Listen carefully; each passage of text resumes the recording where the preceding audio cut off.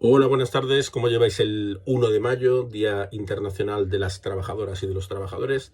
Espero que lo llevéis bien. Eh, bueno, yo mando un saludo a todos y todas, a los que no han dejado de trabajar, otros no les ha quedado otro remedio, pero bueno, a los que no han dejado de trabajar durante esta crisis. Ha habido gente muy visible, ha habido gente un poquito menos visible, pero todos han sido necesarias y necesarios.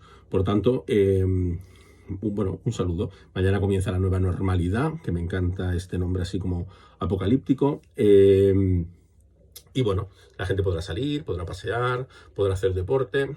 Yo esperaré hasta el lunes, soy una persona un poquito prudente y entonces creo que mañana puede ser un poco locura, tanta gente en la calle.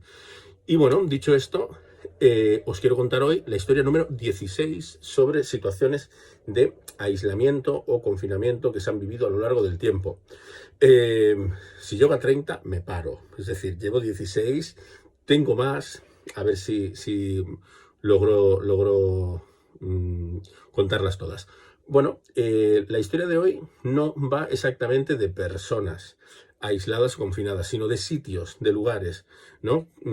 A mí de vez en cuando me gusta mirar las noticias un poco más extrañas de los periódicos. Y entonces hace algún tiempo, no sé si fue en el 2014 o en el 2013, apareció una noticia que me llamó mucho la atención. Entonces, he unido un par de historias parecidas o con temas similares y entonces hoy os voy a contar estas historias que vamos a llamar Un apartamento en París y otro en Múnich, ¿vale? Entonces, la primera historia tiene que ver, es un poco como guión de película, ¿no? A los 91 años muere en el sur de Francia una anciana, pues como tanta gente que muere. Esto en torno al 2013, más o menos, 2013-2014. La señora muere, todo normal, los herederos abren el testamento, como en una película, parece un guión de película, no lo habrían inventado mejor. Cuando abren el testamento se dan cuenta de que esta señora, pues hay unas llaves allí que son de un apartamento que esta señora parece que tiene en París. Entonces buscan a un experto en subastas, que sepáis los que ya tenéis una edad, que guardáis un montón de cosas en vuestra casa y demás, que sepáis que este es el futuro que le espera a vuestras colecciones de libros y demás, ¿no? Vuestros hijos entregarán las llaves a algún señor que vendrá, vaciará el apartamento y terminará todo en los encants o en cualquier mercado de pulgas. Con lo cual, aprovecharlo en vida y regalarlo en vida. Bueno, dicho esto, que es un poco ida de olla, el tema es que los herederos descubren al abrir el testamento que hay unas llaves. Yo me imagino, parte de esto me lo imagino de cómo tuvo que ser y tal. Descubren que hay unas llaves, contratan a este señor que se llama Olivier Chaplin Jandry, y este señor, que es un experto en subastar cosas y tal, con la llave del apartamento de París, se presenta en aquel apartamento de París, lo abre. El apartamento no estaba en un sitio remoto, oscuro, poco aislado o demás, no, estaba en el centro de París. Al abrir el apartamento, este señor dice que olía como a polvo viejo, ¿no? Y tan viejo. El apartamento llevaba 70 años cerrado. Es decir, este es el lugar de aislado del que os hablo hoy, ¿no? Un apartamento que llevaba 70 años cerrado y que se descubre en 2013, perdón, que me estoy liando, en 2013. ¿Qué es lo que bueno, este señor empieza a entrar y parece que del apartamento se hubiesen ido deprisa y corriendo, ¿no? Hay una cómoda antigua, en la cómoda hay restos de maquillaje, de perfumes antiguos. Encuentran, que además la prensa le hizo mucha gracia, un Mickey Mouse de antes de la Segunda Guerra Mundial, que eran de otra manera, ¿no? Un peluche de Mickey Mouse de antes de la Segunda Guerra Mundial y tal. Entonces se ve que aquella señora de 21 años que había muerto en el sur de Francia, se había ido del apartamento cuando, en torno a 1942, cuando entraron los nazis. Había cerrado el apartamento y todo había quedado tal cual, ¿vale? Uno de los misterios es por qué esta señora jamás regresó al apartamento de París, ¿no? Esto nunca llegó a resolverse. nunca se ha sabido, ¿no? Lo que sí que es verdad es que aquel señor, mientras iba mirando cosas, iba descubriendo pues aquello que parecía como una cápsula del tiempo, ¿no? Es decir, el tiempo había quedado atrapado en aquel apartamento durante 70 años, desde que su propietaria se fue en 1942. La gente dice 30 y, bueno, con la llegada de los nazis, con no sé qué. Bueno, la cuestión es que a partir de 1942 aquel apartamento había quedado vacío y aquella señora había seguido pagando las facturas del apartamento. Este señor, el tal Olivier, cuando empieza a mirar cosas se da cuenta de que hay un cuadro que le llama especialmente la atención. Es el retrato de una mujer bastante guapa, bastante bien parecida. Una mujer pues que parece como sacada de un cabaret, ¿no? Y entonces llama a un experto en arte, conocido de él. Entonces llega el experto en arte, mira el cuadro y efectivamente le dice que es un cuadro de un retratista bastante famoso del siglo XIX, un parisino, que se llama Giovanni Boldini. Parisino que había trabajado en París. Giovanni Boldini. Entonces Giovanni Boldini, que había hecho cuadros bastante famosos y demás, este experto en arte no reconoció aquel retrato. Decía que no le sonaba de nada. Es decir, que era original, pero que no se había expuesto en ningún sitio. Es decir, había permanecido oculto un montón de tiempo, concretamente unos 112 años llevaba oculto, porque al final encuentran también una carta, que es como una carta de amor de el Boldini a aquella mujer que aparece en el retrato, que no es la dueña, no es la mujer que ha muerto de 91 años, sino su abuela, que se llamaba Marthe de Florian, ¿no? Marta de Florian, mi francés tampoco es como el chino. Marta de Florian. Por lo visto, Marta de Florian fue una mujer que en su época pues era una mujer con bastante buen gusto, que se codeó, era como actriz y bueno, era una mujer que le gustaba vivir la vida, que además era una mujer bastante moderna para su tiempo, y que se codeó con gente de la época. Por lo visto, Giovanni Boldini se enamoró de ella y fue su musa, le hizo aquel cuadro y se lo regaló. De hecho, no se tenía constancia de aquel cuadro en ningún sitio, pero revisando las memorias de la mujer de Giovanni Boldini, en esas memorias la mujer sí que hacía referencia a ese cuadro y a una amante que había tenido su marido. Con lo cual, esta es la historia de este apartamento de París, en el que hubo una obra de arte, que a propósito se vendió por 2,5 millones o algo así de euros, lo que la señora no quiso vender porque era el retrato de su abuela o por lo que fuese, que no quiso volver a aquel apartamento. Sus herederos no tardaron mucho en hacerlo dinero y así, y esta es la historia que salió en la prensa, otra historia parecida, ahora vamos a irnos también a Europa, pero vamos a irnos a un tren que hace un recorrido que va de Múnich a Zúrich, y entonces, que a propósito yo he estado en este tren, y entonces en este tren, un día del 2010, una patrulla de policía normal que va circulando por el tren, le llama la atención la actitud un poco sospechosa de un anciano. Se acercan a él, le piden un poco los papeles y demás, y entonces descubren que el señor lleva encima 9.000 euros en metálico, que bueno, yo no los llevo, pero que tampoco dices, bueno, pues lleva 9.000 euros, pues como el que lleva 5 euros. Pero el problema es que entre estos dos países, creo que es Austria y Alemania, ¿no? Bueno, entre estos dos países está prohibido que se circule ese dinero sin declarar. Con lo cual, al señor pues le abren como una investigación.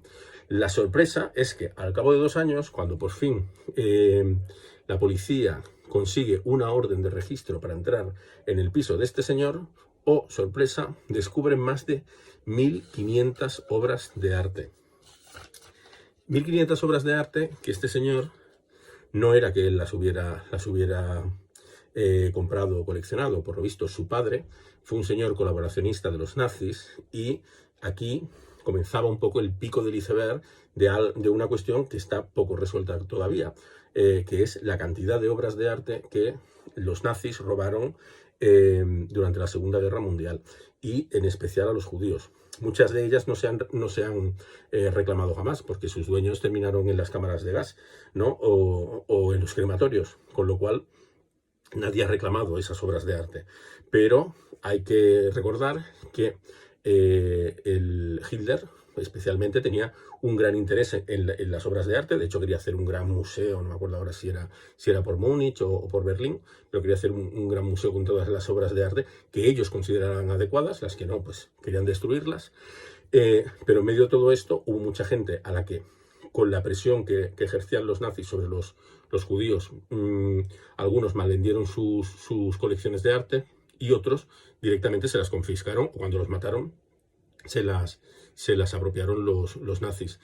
Y de hecho, actualmente muchas de estas obras no se han recuperado. Se sabe, hay un investigador que calcula que en torno a de los 6.000 museos que hay actualmente, 6.000 museos que hay actualmente en Alemania, solo en Alemania, en casi todos existen obras de una procedencia irregular, que posiblemente sus propietarios fueron antiguos judíos, bueno, antiguos judíos no, judíos que fueron exterminados y que nadie ha reclamado la propiedad de esas obras de arte. Si volvemos a la historia del apartamento de Múnich, del señor Cornelius Gurlitt, que era como se llamaba este hombre, que murió hace poquito, pues este hombre, claro, se descubre que tiene una cantidad de obras que, para que no se me olvide, os lo voy a decir: Picasso, Monet, Renoir, Chagall, Matisse.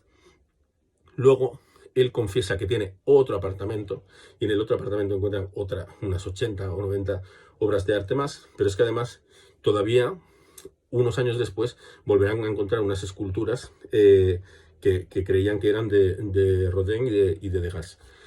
Es decir, este hombre tenía una cantidad brutal de obras de arte que de alguna manera, sutilmente y para no llamar la atención, las iba vendiendo poco a poco según necesitaba el dinero. Aquel apartamento de Múnich, el escándalo este, pone de relieve lo que os estoy comentando, es decir, saca de nuevo a la luz todo el problema de las obras de arte robadas por los nazis, sobre todo a los judíos. No tenían solo que ser judíos, podía ser, entraban en las ciudades, y dentro del ejército había una unidad específica. De hecho, tenía unas siglas que es la ERR. El nombre es un acrónimo de un nombre en alemán.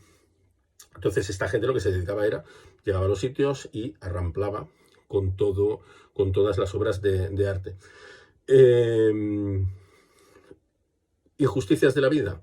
Este señor fue llevado a juicio, pero como aquellas obras no las estaba reclamando nadie, hay una ley como internacional o una declaración de principios internacional que lo que pretende es que los países firmantes de esta declaración de principios intenten conocer de dónde proceden las obras de arte que hay expuestas en muchas colecciones privadas y en muchas públicas, saber cuál es su origen, si es un origen irregular o si fue robada a alguna familia o perteneció a alguna familia, devolverla a esa familia, y si no, buscar a los herederos y devolver la obra a los herederos. Lo que pasa es que en esto, por ejemplo, en Alemania se ha confesado que realmente se invierte poco dinero en esta historia, en el hecho de intentar devolver las obras de arte a sus dueños originales, o hacer la investigación, y como nadie lo sabe, nadie sabe a quién se le quitaron y demás, pues entonces así queda. La gran injusticia de esta historia es que al final juzgan a este abuelo por tener todas estas obras de arte, pero como nadie las ha reclamado, ni se sabe de dónde han salido, y las leyes de Alemania se ve que no investigan demasiado esto, este señor queda libre y se le devuelven todas las obras. Es verdad que él, con la presión mediática, dice que sí que va a intentar investigar de dónde han salido y devolvérselas a sus legítimos dueños, pero esto realmente no terminará de ocurrir, porque además el hombre ha muerto hace relativamente poco. Sí que es verdad que antes de morir donó las obras a un museo, y el museo actualmente sigue pensando si quiere aceptarlo o no. Que haya obras de arte robadas a personas que luego los nazis exterminaron no es una cosa extraordinaria. De hecho, como os he contado una historia que termina mal, que es el apartamento este de Múnich con tantísimas obras de arte, pero que se le vuelven a devolver a la persona hijo de aquel que las había robado. Os voy a contar una historia que han hecho una película, que os la recomiendo para saber exactamente de qué os hablo, que se llama La Dama de Oro. Es muy buena película y en ella se cuenta cómo la heredera de Adele von Bauer descubre, bueno, sabe que hay un cuadro de Gustav Klimt muy famoso, que es una mujer con el pelo así moreno, un collar súper bonito y toda de oro, por eso se llama La Dama de Oro, que esa mujer que aparece allí, pues es una tía suya o una abuela suya. Entra en juicio con Austria, creo que es, me quiero acordar, y finalmente el gobierno, el tribunal, le da la razón y reconoce que ese cuadro y 4 más le pertenecen a su familia. Y de hecho ella los recupera y por lo mal que la ha tratado el gobierno austriaco, es que no sé si austriaco, decide que no quiere que se quede el cuadro en Austria y entonces se los lleva a Estados Unidos. Allí los va a vender a un señor que le paga por el cuadro de la Dama de Oro un pastón, pero que lo expone públicamente y de hecho para visitar esta obra de Gustav Klimt y los otros 4 cuadros tienes que ir a Nueva York. Así que os he contado hoy la historia de 2 apartamentos en los que en uno el apartamento había permanecido confinado durante 70 años sin que nadie entrara en él, y en otro las que habían permanecido durante un montón de años confinadas sin poder ver la luz y y amontonadas de cualquier manera, habían sido más de 1500 obras de arte que fueron robadas por los nazis, la mayoría a judíos. Y luego también os he contado una historia feliz, un bonus track sobre la Dama de Oro. Y oye, que vaya muy bien el día.